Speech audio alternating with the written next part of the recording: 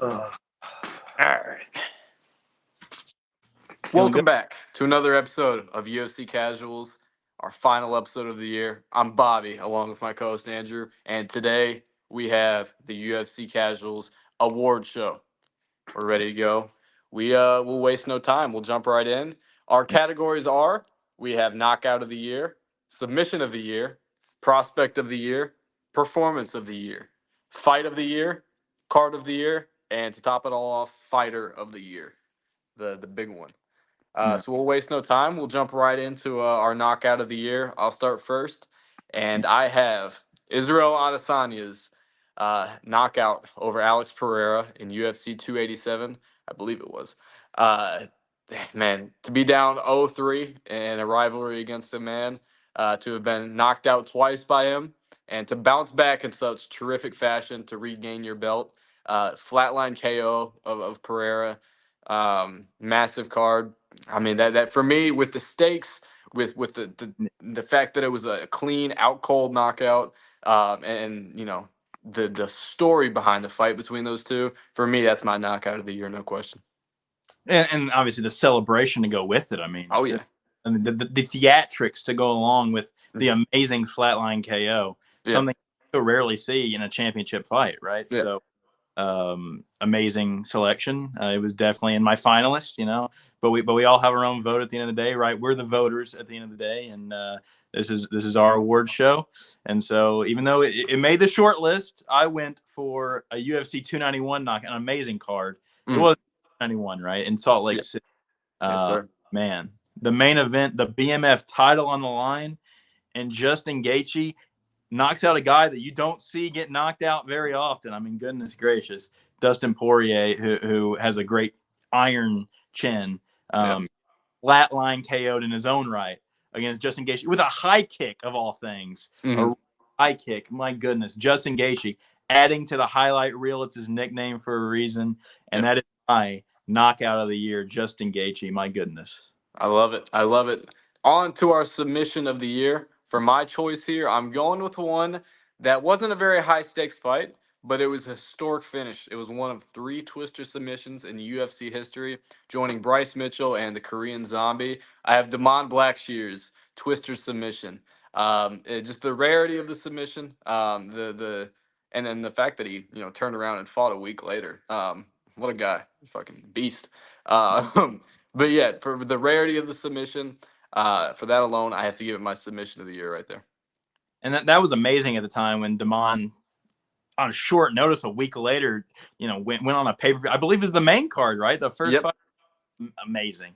Main card opener against Mario Bautista. To do that on a week's notice after, the 3rd Twister in UFC history, my goodness. Yep.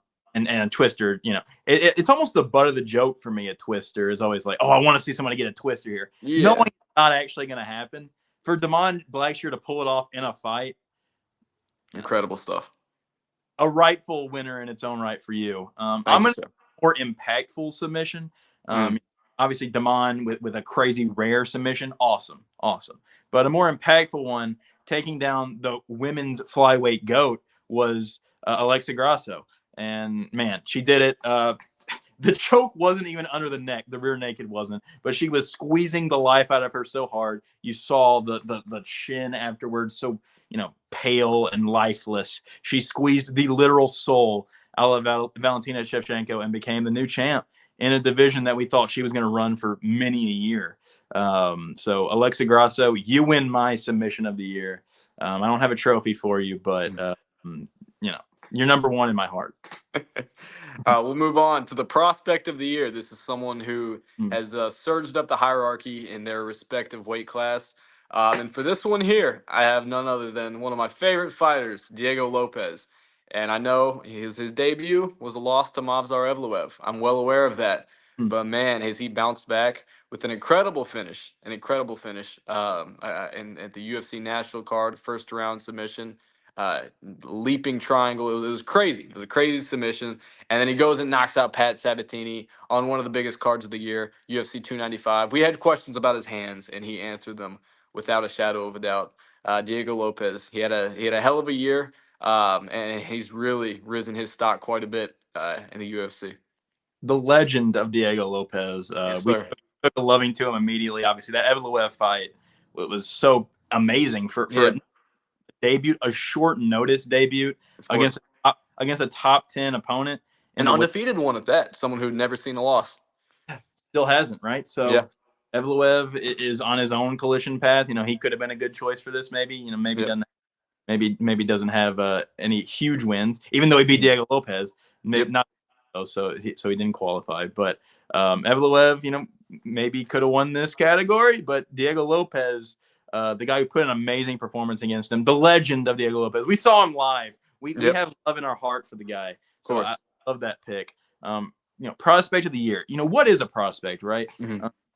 Do you go a guy who shot their way up to the rankings, or someone that's still doing the path right now, right, where they're trying to get into the rankings? I'm picking someone in the rankings. Mm. I'm picking Benoit Saint Denis Mm. because the guy is pure violence. You know what you're going to get out of a Benoit Saint Denis fight, and it's a finish probably one way or the other. Of And course. in this guy who had a tough loss a couple of years ago, he took some time off, and guess what? Let me look at this. They give him Ismail Bonfim in his Mm. return. Right, Ismail Bonfim won his Contender Series fight, dominated Terrence McKinney in his opening fight in the UFC in his own right. So Yeah. they're giving a guy that they think is going to be the prospect of the year, right?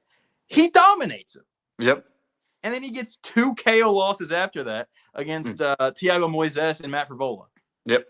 What a year! He's my prospect of the year just for pure violence alone and trajectory. I think the Mm. guy can be right in that title picture in the next year or so. Yeah.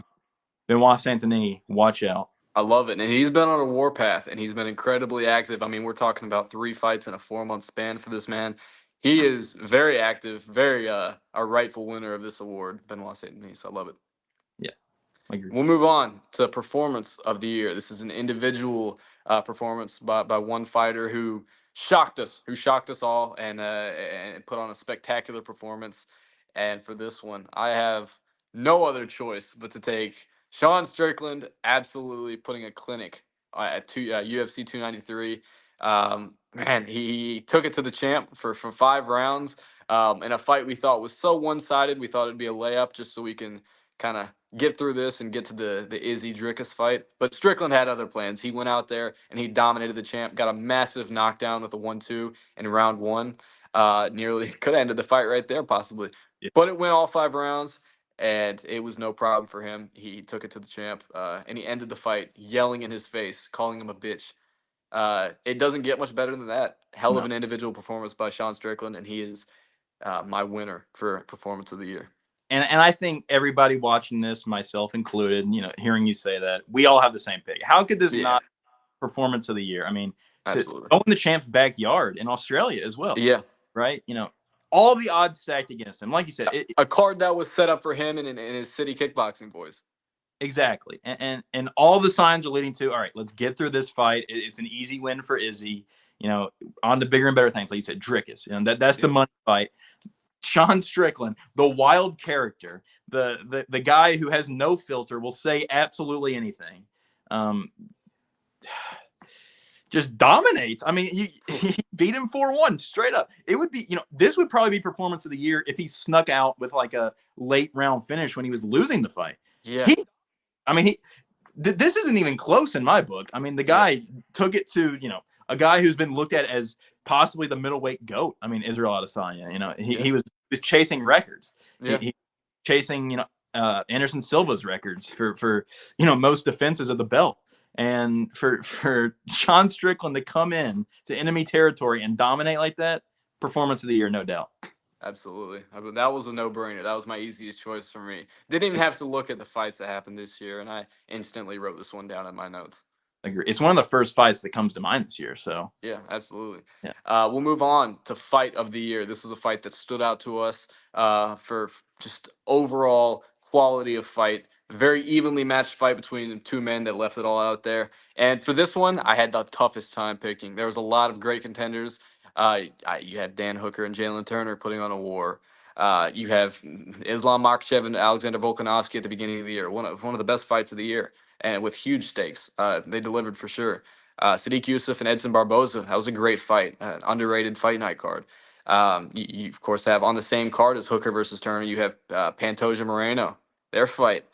There were a lot of great options with this one, but for me, the one that made the difference was the amount of violence in this fight. And for that reason, I'm going with Jalen Turner versus Dan Hooker. Dan Hooker picking up the decision win. Just a war between these two. I mean, they were giving each other their best blows. Dan Hooker left the fight with a fractured orbital, a broken arm, and he still came out on top. That's just warrior spirit right there.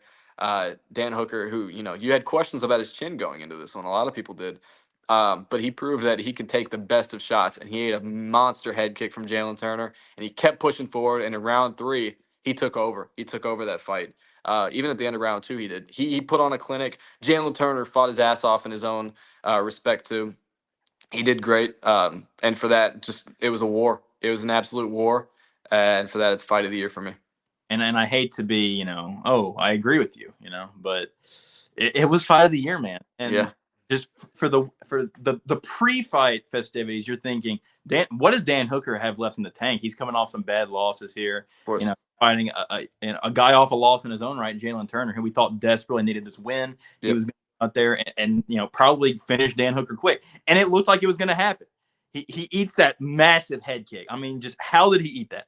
Yeah. I can't believe he didn't go to sleep. He breaks his arm in the early rounds. I don't remember if it was round one or round two, but he fights through a broken arm. He has a broken left arm, and he's still jabbing Jalen Turner right in the face, walking him down for the last two rounds, eking out a 2-1 decision. It was an unbelievable performance from both men, but the fight, the heart from Dan Hooker, who we didn't know what he had left in the tank. Yeah. I mean, he showed that he has plenty left in the tank, and this was fight of the year. And you said give Jalen Turner his flowers too. It takes two to tango. Yep. And both men delivered that night, and that wins our award for fight of the year. Absolutely. And there were so many others too, especially a lot of underrated prelim fights. You had Guram Kutateledze versus Elvis Brunner. That was a hell of a fight.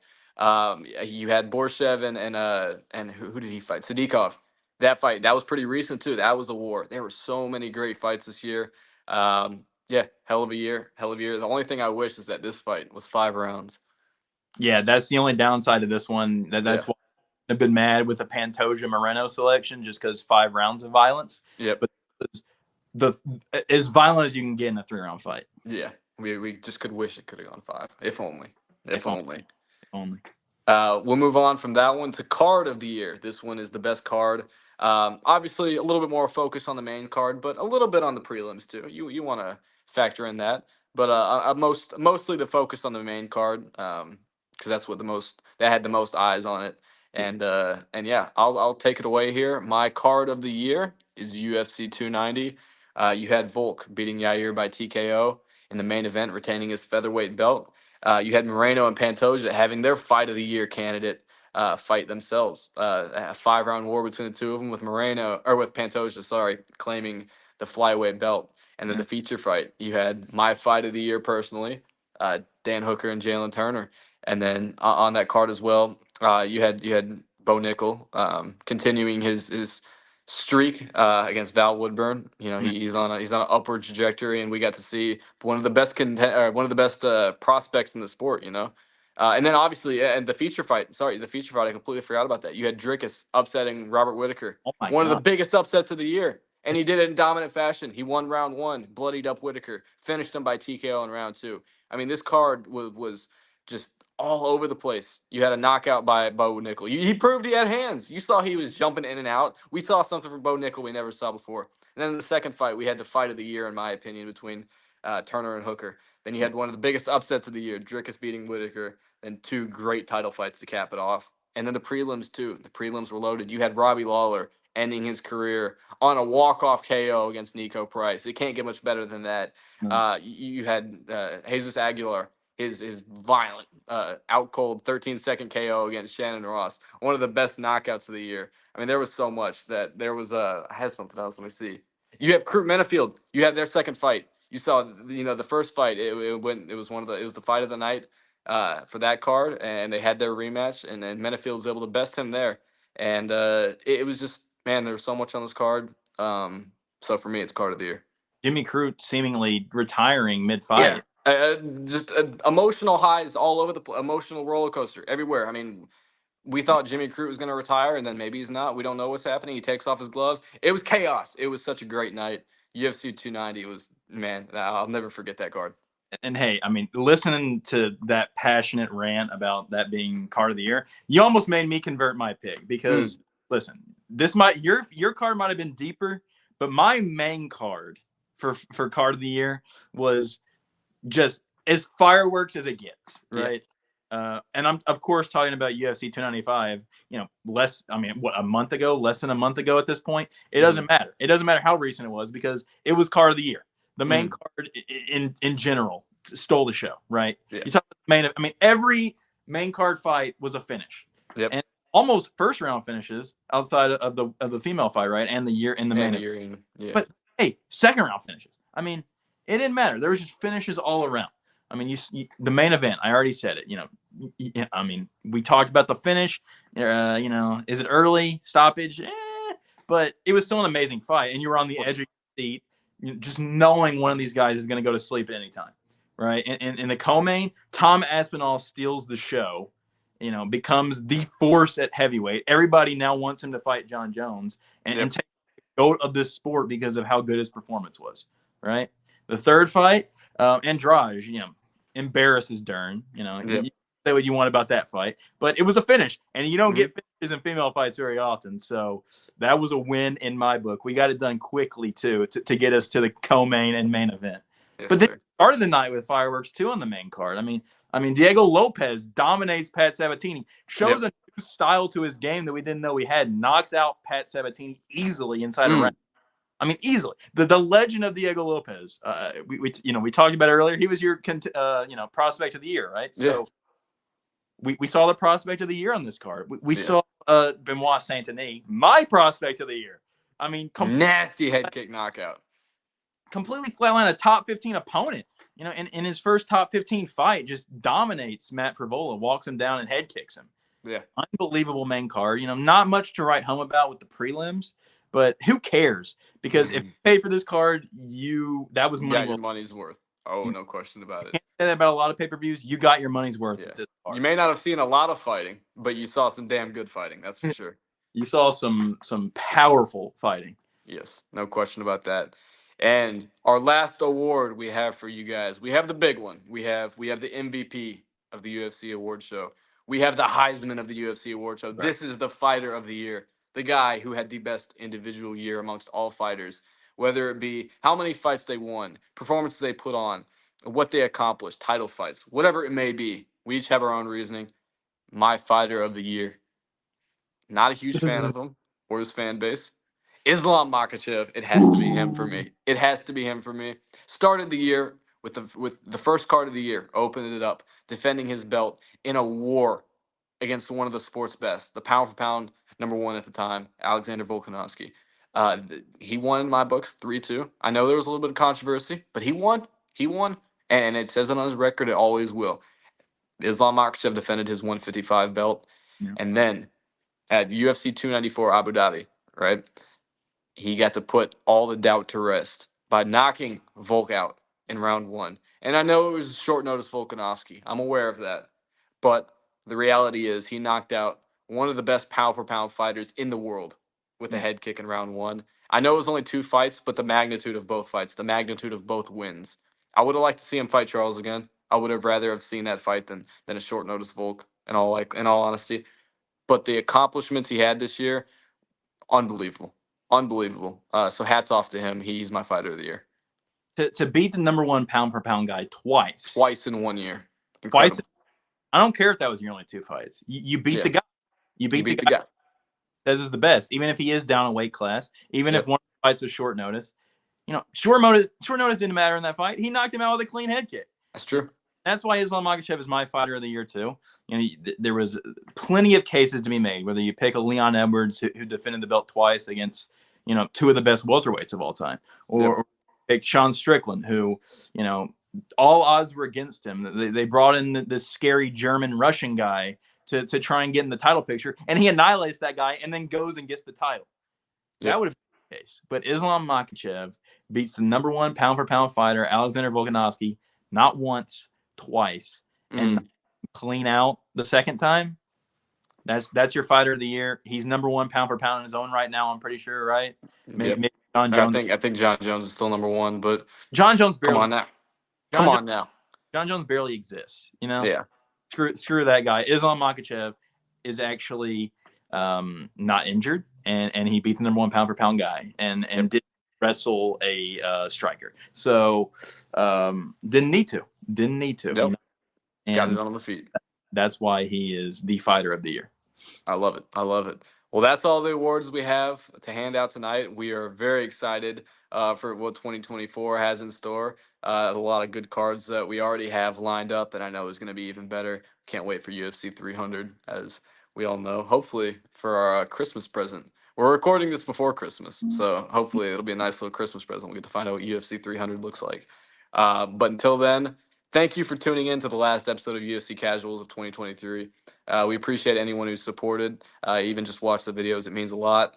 If you'd be kind enough to like and subscribe, it'd mean the world. And we will see you guys next year.